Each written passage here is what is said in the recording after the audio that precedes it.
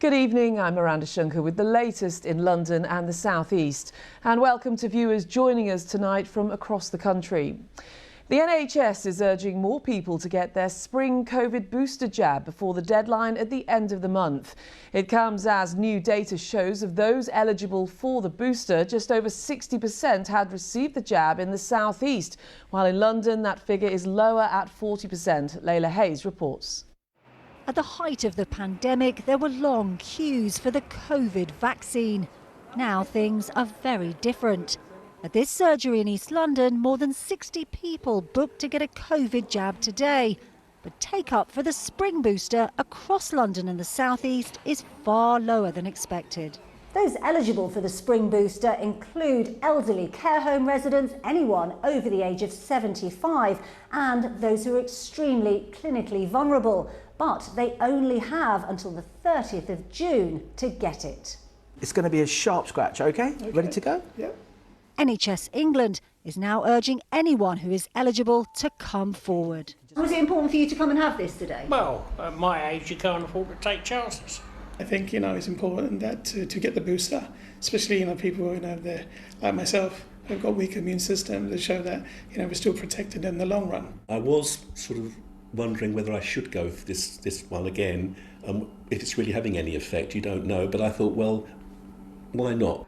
Doctors here say the booster will save lives. People are still getting COVID, and as we know with viruses evolve, and that's what the booster's really about. It's about topping up your immunity to protect you from COVID, and also if you do get COVID, it won't be as severe. But there are fears that some people are no longer worried about the virus. I am concerned about the low uptake. I think perhaps we've all become complacent and dearly wish for the truly post-pandemic phase when we can forget about this thing, and yet we still have quite a high prevalence of Omicron subvariant infection in the country, so it's still a problem for us. Giles Duffy should have been invited for a booster due to an underlying health condition, but says he had to book his own after hearing nothing. Some people, we've got some apathy about, it's been going on for 3 years now. Do I really need another booster? Is COVID really an issue? But for me personally, I wanted my booster, so why didn't I get a reminder? The booster jabs are only available on the NHS until the end of the month. So if you think you're eligible, it's time to book now. Layla Hayes, BBC News. A court has been hearing how a 23-year-old man being held in a police station in South London shot dead a Metropolitan Police officer while he was handcuffed. The jury was shown CCTV of the moment Sergeant Matt Ratner was shot in the chest without warning. Louis de Soysa admits firing the fatal shot but denies murder. Now, today in the skies above Brighton, a new milestone was reached in reducing the carbon footprint of aviation. It was only a single plane, but it was the first air display in the UK of one that is entirely powered by electricity. Yvette Austin was there to watch it. This is now officially the first air display in UK history to have zero emissions. The power of electricity on show above Brighton. All charged up, it took off from Shoreham Airport for a unique display. It is very special. It is an absolute pioneer. The term is overused, frankly. This is the first aircraft in the world to have been type rated to be available to the public and to be flying day in, day out, performing training and other sorties in the world. It is the world's first real proper electric aircraft. Built in Slovenia, the Venice Electro has propellers, but from the ground the absence of engine noise is noticeable. It was an impressively quiet display. Of course, there are no fuel tanks on board, just a battery, but the plane does have its limitations. It's small, only room for a pilot and one passenger, and there's only enough power to fly for about 40 minutes. But it is a start.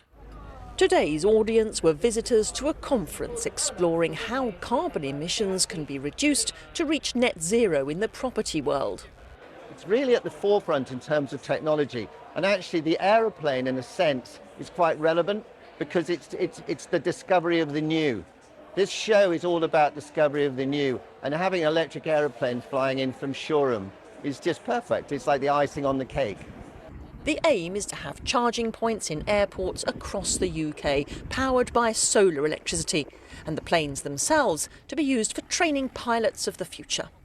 We had a lot of COOs of companies that have given up flying because it doesn't fit with the ethos of their company, that are green companies, and younger people who would very much like to learn to fly, but they're aware of their carbon footprint.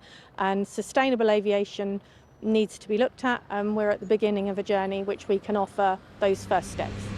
It's unlikely electricity will be used in the future to power large passenger planes. That's expected to be hydrogen, but it is being seen as a step on the road to cleaner skies.